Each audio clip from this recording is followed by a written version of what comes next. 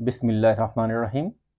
সুপ্রিয় দর্শক মণ্ডলী, বিশেষ করে আমাদের ফেসবুক বন্ধুরা, আজকে আমরা এমন একটি সময়ে আপনাদের সামনে এসেছি, যে সময়ে আমাদের সমস্ত প্রবাসী ভাই বোনেরা অতি উদ্গ্রীব এবং উৎকণ্ঠার মধ্যে আছেন। আপনারা সকলেই জানেন যে আজকে আমরা বাংলাদেশে আমাদের পরিবারজনের সাথে যোগাযোগ করতে পারি না। আমরা জানি না তারা কি অবস্থা আছেন। গত কালকে আমার এক ফেসবুক পেজ আমার এক বন্ধুর মাধ্যমে জানতে পারলাম তার মা মারা গেছে। সে তার মায়ের ছবিটাকে দেখার জন্য কত যে হাহাকার করতেছে। কিন্তু বর্তমান সরকার আমাদের নেট বন্ধ করে দেওয়ার কারণে সে তার মায়ের শেষ দেখাটা দেখতে পারেনি। প্রিয় বন্ধুরা আমার, আমি নিজেও গত ২ দিন যাবৎ চেষ্টা করতেছি আমার পরিজনের সাথে যোগাযোগ করার জন্য, ব্যর্থ হয়েছি, পারিনি। আমার এক ছেলে ক্লাস 8 এ পড়ে, ইবনে তামিয়া স্কুল অ্যান্ড কলেজে। আমি জানি না আমার ছেলেটা কি অবস্থা আছেন। ঠিক তেমনি আমার মতন লাখো প্রবাসী আজকে অনেক উৎকণ্ঠার মধ্যে আছেন, তারা তাদের পরিজনদেরকে নিয়ে। প্রিয় বন্ধুরা আমার, আমরা ৩০ লক্ষ মা বোনের ইজ্জতের বিনিময়ে যে দেশটি স্বাধীন করেছি, সেই দেশটির এমন দুর্দশা দেখতে হবে তা কখনো ভাবিনি।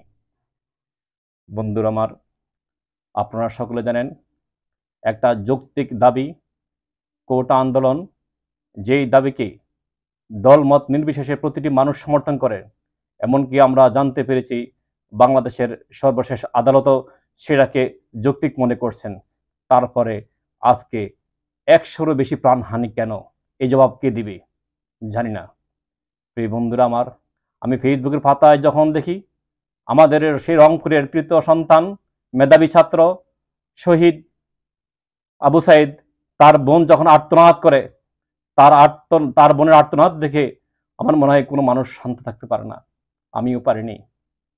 একটা মা বাবা কত কষ্ট করে একটা ছেলেকে গুটি গুটি পা করে সেই প্রাইমারি স্কুল থেকে হাই স্কুল থেকে কলেজ, কলেজ থেকে একটা বিশ্ববিদ্যালয় নিয়ে পৌঁছায়। যখন তার বোনে কেঁদে বলে, আমার ভাইটাকে আমার বাবা খরচ দিয়ে লেখাপড়া করতে পারেনি, আমাদের এলাকার মানুষ খরচ দিয়ে আমার ভাইকে আজকে কলেজে পড়াছে। আমার ভাইকে সে একটা বিসিএস চাকরি পাবে। বিসিএস চাকরি কি সে জানে না, কিন্তু তার ভাইয়ের মুখ থেকে সে শুনছে। তার খুব ইচ্ছে তার ভাই বিসিএস পরীক্ষা দিয়ে চাকরি নেবে। সেই চাকরির যৌক্তিকতার দাবিতে আন্দোলন করতে গিয়ে আজকে সারা পৃথিবীর মানুষের সামনে দুহাত তুলে দিয়ে বুক পেতে দিল। সে বুঝতে পারেনি বাংলাদেশের পুলিশ তার বুকে গুলি করবে। আমরা দেখলাম তার বুকে গুলি করলো। ছেলেটা তারপরও দাঁড়াইতে চেষ্টা করছিল, পারেনি। অবশেষে জানতে পারলাম মৃত্যুর কোলে ঢলে পড়ল, শহীদ হলো। সারা পৃথিবীকে কাঁদিয়ে সে চলে গেল আল্লাহর কাছে।